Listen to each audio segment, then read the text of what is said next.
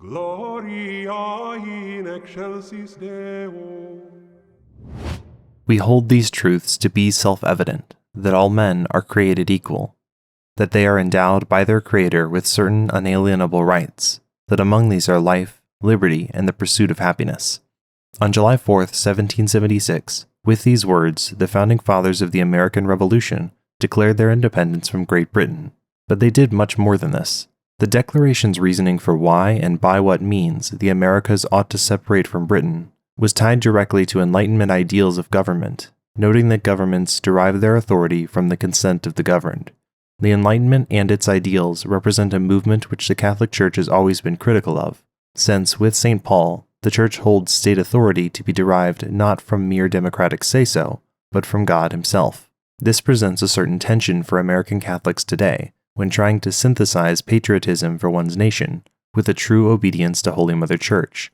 For myself, as an American, names like Thomas Jefferson, John Adams, and George Washington instantly fill me with positive idealism and romantic ideas of underdog freedom fighters casting off tyranny.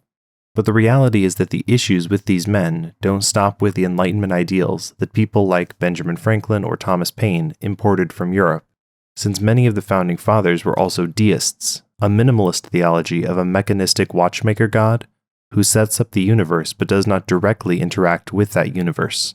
This led sincere adherents of deistic thinking to reject the supernatural elements of Christian religion. Thomas Jefferson even created his own New Testament, where he edited out all mentions of miracles, seeing them as superstitious actions of a God who was incompatible with Jefferson's rationalist framework. Alongside deism, many of the founding fathers were Freemasons, a religious secret society which, then and now, creates a competing religion to Christianity, and which the Catholic Church has repeatedly emphasized is an excommunicable offense for any Catholic who attempts to join the movement. With so much going wrong in the 1700s, does that mean that an American Catholic should totally reject the Founding Fathers? Certainly not. It would be beyond the scope of this video to weigh the lives of every Founding Father against the moral law, but let's try to rehabilitate just one, George Washington, a man of noble character who was willing to defend and support Catholics against his Protestant allies. Washington was often associated with deism, though his commitment to its ideals is less clear than someone like Jefferson. Washington was also a Freemason, but he was not a Catholic and therefore would not have had any explicit prohibition against this cult. Washington, though a military general, seemed genuinely committed to peace in the Americas among its citizens, fostering a good relationship with Bishop John Carroll of Baltimore, attending Catholic Mass as a sign of goodwill, stamping out anti-Catholic celebrations on Guy Fawkes Day, like papal effigy burning, and in 1790, after his election as president, praising the role that Catholics played in establishing the American nation. Although the Catholic Church never directly endorsed the actual taking up of arms by the revolutionaries, Washington himself has been much lauded by the Church. Pope Leo XIII hailed our first president as the Great Washington and highlighted his friendship with Bishop Carroll. Pius XII commented on Washington's peacemaking efforts during the crisis of the American Revolution, stating, "The condition of the United States was so perilous that its structure and its very political unity were threatened by grave crisis. This ruinous and critical state of affairs was put aright by the celebrated George Washington, famed for his courage and keen intelligence." But what of Washington's actual ideals and the ideals of the revolutionaries? Can these in any way be praised or synthesized with Catholic thought? One of the biggest problems with the Enlightenment is that it led to war and revolution, as well as hatred of rulers and civil authorities. As Pope Pius VI noted in 1775, they keep proclaiming that man is born free and subject to no one, that society, accordingly, is a crowd of foolish men who stupidly yield to priests, who deceive them, and to kings who oppress them, so that the harmony of priest and ruler is only a monstrous conspiracy against the innate liberty of man. They cause a serious loss of souls redeemed by Christ's blood, wherever their teaching spreads. Like a cancer, it forces its way into public academies, into the houses of the great, into the palaces of kings, and even enters the sanctuary, shocking as it is to say so. Needless to say, Pius VI was no great fan of the revolutionary spirit of the Enlightenment, particularly in how it upset social order. Yet he was not unwilling to accept political realities once peace had been established, in accordance with long-standing Catholic practice. Thomas Aquinas has noted how an illegitimate ruler can become legitimate, For one who seizes dominion by violence does not truly become the prelate or the master, but he can truly become master, either by the consent of the subjects or by the authority of a superior.